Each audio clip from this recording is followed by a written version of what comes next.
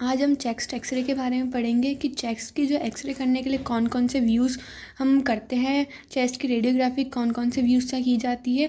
तो इसमें 6 टाइप के व्यूज़ होते हैं। फर्स्ट होता है चेस्ट पीए व्यू, सेकंड होता है चेस्ट एपी व्यू, थर्ड होता है lateral oblique, then apical lordotic view और फिर चेस्ट डेक्यूबिटस व्यू। तो इन सब के बारे में एक एक करके आगे पढ़ने वाले हैं। तो फर्स्ट है चेस्ट एपी व्यू। एपी का मतलब होता है एंटीरियर टू पोस्टीरियर, मतलब कि एंटीरियर पार्ट जो ये ट्यूब है, एक्सरे ट्यूब है, तो जो बॉडी का एंटीरियर पार्ट है वो एक्सरे ट्यूब की साइड में होगा और पोस्टीरियर पार्ट टेबल पे होगा। तो इसके इंडिकेशंस क्या क्या होते हैं कि चेस्ट एपी करते क्यों क्यों है। फर्स्ट होता है बेड रिडन और क्रिटिकली इल पेशेंट, मतलब जो पेशेंट खड़ा नहीं हो सकता, जो बेड पे है, जो आईसीयू पे है, तो उनके लिए एपी व्यू करते हैं। आईसीयू और पोस्ट ऑपरेटिव मॉनिटरिंग, मतलब ऑपरेशन हुआ है और आईसीयू में, उसके बाद मॉनिटर करने के लिए चेस्ट एपी व्यू करते हैं। Portable x-rays at bed side पे पोर्टेबल एक्सरेज होते हैं, इसलिए लाइन ट्यूब प्लेसमेंट वेरिफिकेशन, किसी ट्यूब का प्लेसमेंट हुआ है बॉडी के अंदर तो उसको वेरीफाई करने के लिए। Follow up of lung pathology in non ambulatory patients, मतलब कि लंग की पैथोलॉजी में जानने के लिए, उसकी सेल्स के बारे में जानने के लिए, लंग में कोई प्रॉब्लम हुई उसके बारे में जानने के लिए चेस्ट एपी करा जाता है। पेशेंट्स अनेबल टू स्टैंड, जो पेशेंट स्टैंड खड़े होने के लिए अनेबल है, जो खड़े नहीं हो सकते, तो उनको लेटे लेटे ही जो व्यू किया जाता है वो चेस्ट एपी ही करना पड़ता है। क्यों करा जाता है? ट्रॉमा और ऑर्थोपेडिक इश्यूज जो होते हैं तो पेशेंट क्या होता है, खड़ा नहीं हो पाता है। पेशेंट की पोजीशनिंग कैसे की जाती है? पेशेंट की पोजीशनिंग कैसे होती है? पेशेंट पोजीशन सुपाइन और सेमी इरेक्ट इन बेड और स्ट्रेचर। क्या होता है इसमें पोजीशनिंग कैसे होती है? जो पेशेंट होता है, हमको पता है कि वो खड़ा नहीं हो सकता है, वो बेड रिडन है, उसको आईसीयू में ऑपरेशन वगैरह कुछ हुआ है और वो खड़े होने में अनेबल है, तो क्या होता है इसमें सुपाइन पोजीशन पे एक्सरे पोजीशनिंग होती है। आईआर प्लेसमेंट, मतलब जो इमेज रिसेप्टर जो कैसेट है वो कहाँ पे प्लेस होती है? बिहाइंड द बैक, जो पेशेंट है उसके बैक पे यहाँ पर इमेज प्लेस होती है। Central ray perpendicular to image receptor centred at mid thorax T7 level, जो सेंटर रे आएगी, जो एक्सरे ट्यूब है हमारी, वहाँ से जो सेंटर रे आएगी वो एकदम थोरेक्स, कौन सी वाली? थोरेक्स T7 पे एकदम आएगी। Breathing x-ray taken on deep inspiration, मतलब इंस्पिरेशन में ही हमको क्या करना है? एक्सपोज करना है, एक्सपिरेशन में एक्सपोज नहीं करना है। डिस्टेंस एफ एफ डी मतलब फोकस टू फिल्म डिस्टेंस कितनी होनी चाहिए? कम से कम 90 to 100 centimetre, shorter than PA view से शॉर्टर होती है, क्योंकि पीए व्यू में क्या होता है, अगर पेशेंट स्टैंडिंग पोजीशन में है तो पीए व्यू में जो डिस्टेंस होती है वो होती है 180 सेंटीमीटर, लेकिन अगर हम पेशेंट को सुपाइन पोजीशन पे टेबल पे कर रहे हैं तो डिस्टेंस हमेशा 100 होगी। Arms moved away from chest से दूर होंगे, आर्म्स क्या होंगे? एकदम पैरेलल होंगे। रेज्ड एट साइड्स, मतलब साइड में होंगे और पैरेलल होंगे। एक्सपोजर चार्ट की फैक्टर्स कौन कौन से यूज़ में लेते हैं? तो केवीपी कितना यूज़ में लिया जाता है? 50 to 55 केवीपी। एमएस कितना यूज़ में लेते हैं? 12 to 16 एमएस। और एसआईडी एफएफडी कितनी है? 90 to 100 सेंटीमीटर। ग्रिड यूज़ की जाती है जब पेशेंट सुपाइन पोजीशन में टेबल पे करा जाता है तो मोस्टली ग्रिड यूज़ में आती है। कैसेट साइज़ का साइज़ क्या होता है? 14 और 17, या फिर 14x14 भी ले सकते हैं।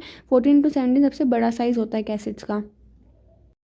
Radiographic appearance in chest AP view, कि हमने जो चेस्ट एपी व्यू कर लिया हमको इमेज कैसी मिल रही है, एक्सरे फिल्म में कैसी हमको इमेज दिख रही है, तो उसमें हमको क्या क्या पार्ट दिखता है? एक तो फर्स्ट हार्ट दिखता है, heart appears larger due to magnification. A P view में क्या होता है, जो हमारा ये हार्ट है वो थोड़ा क्या होता है, लार्ज दिखने लग जाता है। स्कैपुला ओवर लंग फील्ड, जो हमारे यहाँ लंग्स होते हैं तो स्कैपुला क्या होते हैं, लंग फील्ड के ऊपर की साइड आते हैं, क्योंकि हम क्या कर रहे हैं, चेस्ट एपी कर रहे हैं। Clavicles appear higher and more horizontal, जो क्लेविकल है वो क्या थोड़ी ज़्यादा हाई और हॉरिजॉन्टल दिखती है। लंग फील्ड्स में अपीयर लेस एक्सपेंडेड, क्योंकि ड्यू टू क्लेविकल आ जाती है, उसके कारण क्या होता है, जो लंग फील्ड होते हैं वो थोड़े कम एक्सपेंडेड दिखते हैं। डायफ्राम में लुक एलिवेटेड, जो डायफ्राम है वो थोड़ा एलिवेटेड दिखता है। अब है चेस्ट पीए व्यू मतलब पोस्टीरियर टू एंटीरियर, मतलब जो ट्यूब होगी वो पीछे की साइड में होगी, पेशेंट की बैक साइड से होगी, और जो कैसेट होगी वो एंटीरियर साइड में होगी। तो इसके इंडिकेशंस क्या क्या होते हैं?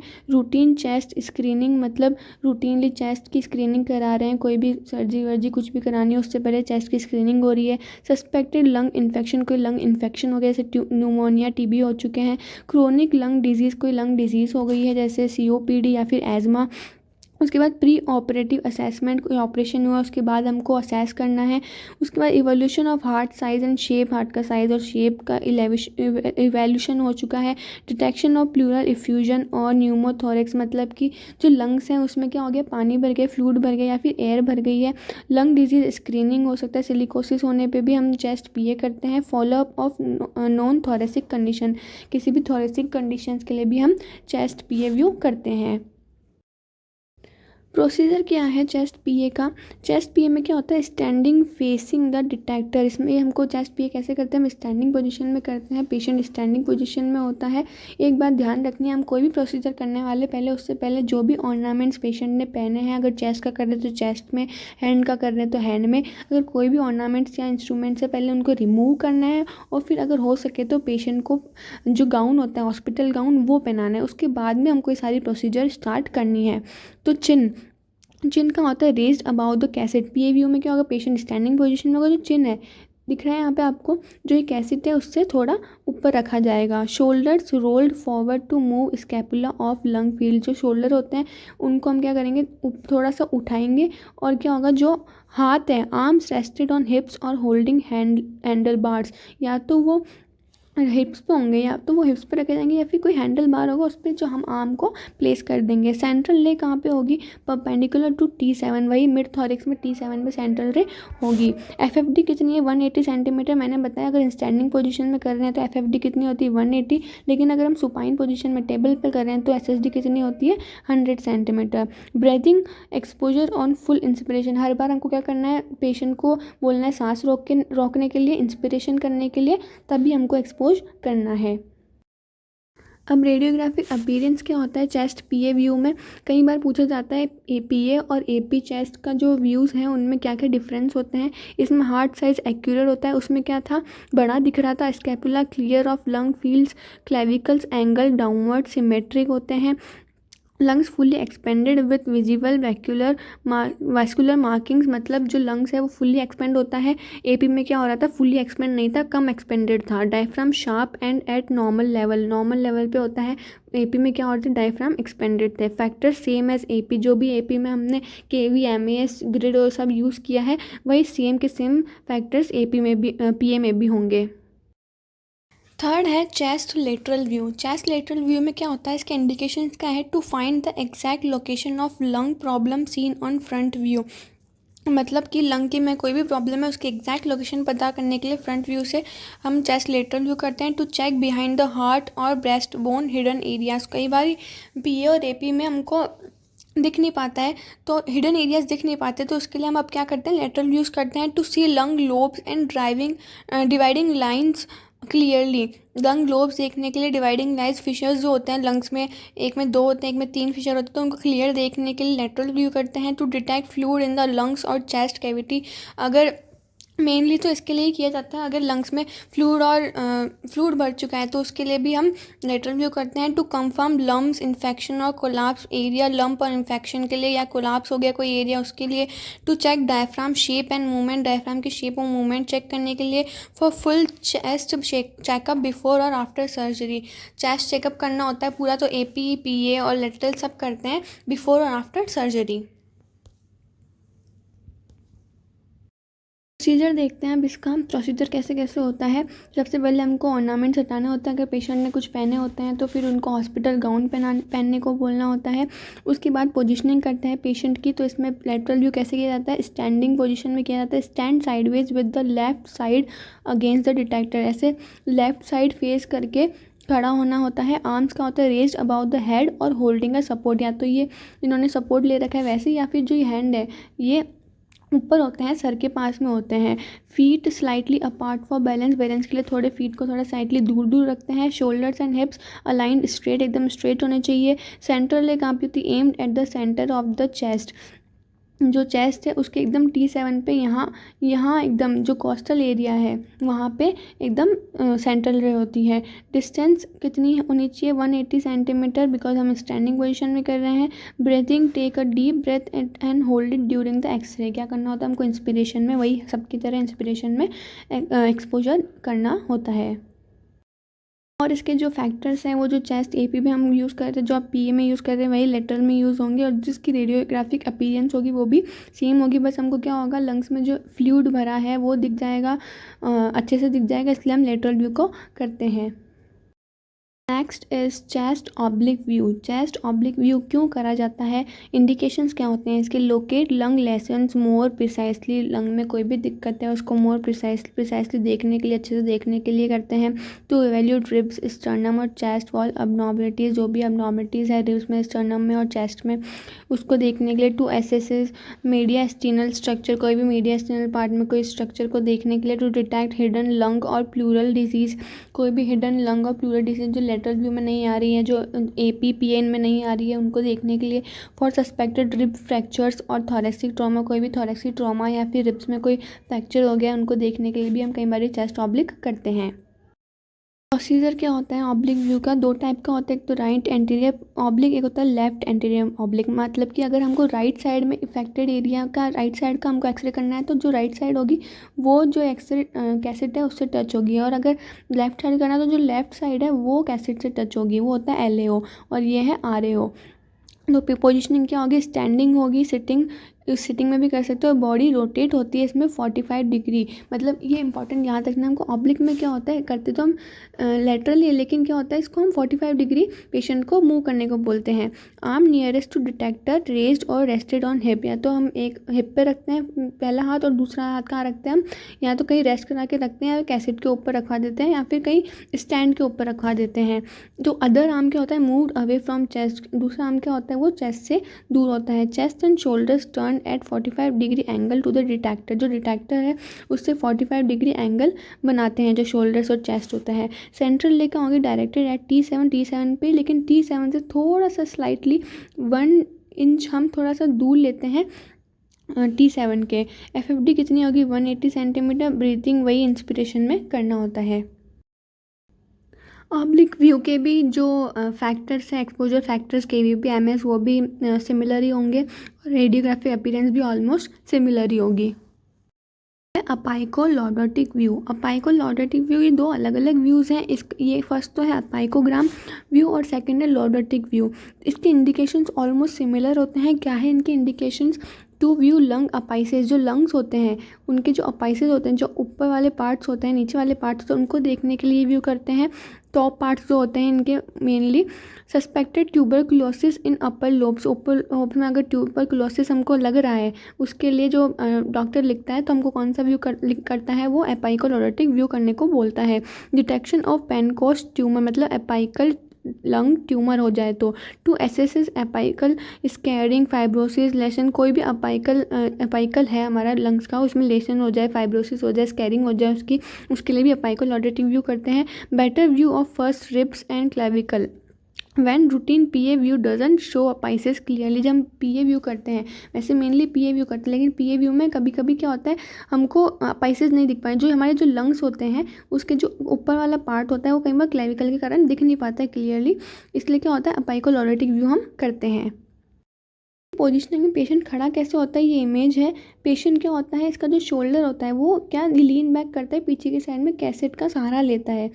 तो स्टैंडिंग में अगर हम करेंगे तो ऐसे सहारा लेता है। अगर वो स्टैंडिंग में सहारा नहीं दे पा रहा है, मान लो उस पेशेंट को कोई दिक्कत है, वो खड़ा नहीं हो पा रहा है और वो ऐसे पीछे की साइड लीन बैक नहीं हो पा रहा है, तो हम क्या करते हैं, तब फिर उसको टेबल पर बिठाते हैं, उसके बाद में अपाइकोलॉर्डोटिक व्यू करते हैं। तो प्रोसीजर क्या होता है, पहले अपाइकोग्राम का प्रोसीजर समझते हैं। सिमिलर ही होता है ऑलमोस्ट दोनों, लेकिन लॉर्डोटिक में क्या हो जाता है, अगर पेशेंट खड़ा नहीं हो पाता है तो वो एकदम लॉर्ड मतलब भगवान एकदम सीधे खड़े रहते हैं, उस टाइप में वो खड़ा रहते हैं। लेकिन हम एंगल किस में दे देते हैं, हम पेशेंट तो पीछे मुड़ नहीं सकता, तो हम एंगल किस में दे देते हैं, जो हमारी एक्सरे ट्यूब है उसमें एंगल दे देते हैं, तो वो व्यू कौन सा हो जाता है, लॉर्डोटिक व्यू। ऑलमोस्ट सिमिलर है, बस यही प्रॉब्लम है, अगर पेशेंट नहीं खड़ा हो पा रहा है तो हम अगर हम ट्यूब में एंगल देते हैं ऑलमोस्ट 15 to 20 डिग्री, तो वो लॉर्डोटिक व्यू हो जाता है। तो एक बार हम पढ़ लेते हैं इसको।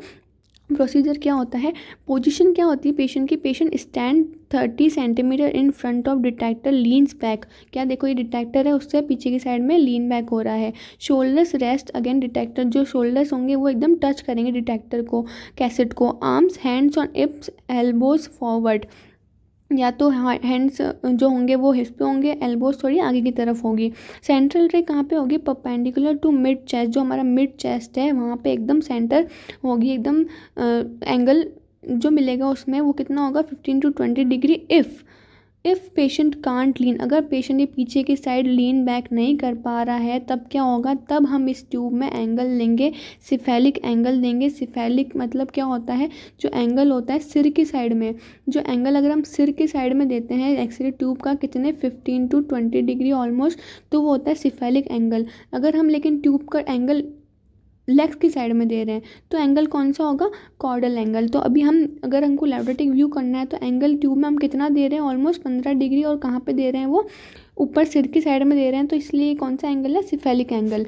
अपाइकोग्राम में क्या होगा? पेशेंट लीन बैक कर रहा है तो एकदम एक्सरे जो होगी वो एकदम सेंटर में, एक्सरे ट्यूब एकदम सेंटर में होगी। लेकिन अगर पेशेंट लीन बैक नहीं कर पा रहा है तो हम क्या करते हैं? जो ये एक्सरे ट्यूब है उसमें हम थोड़ा सा एंगल ले लेते हैं, कितना? 15 डिग्री का। और क्या होता है? फिर सेंट्रल रे पास करते हैं। इसकी एसआईडी कितनी होती है? 180 सेंटीमीटर होती है। और ब्रीदिंग सेम फुल इंस्पिरेशन में हमको एक्सपोजर चार्ट ऑफ अपाइकोलॉरेटिक व्यू क्या होता है? केवीपी 50 to 55 एमएस कितना होगा? 12 to 16 एडजस्ट पर patient size. SID 180 centimetre. Grade use नहीं करते हैं, ब्रीदिंग फुल इंस्पिरेशन में करना है।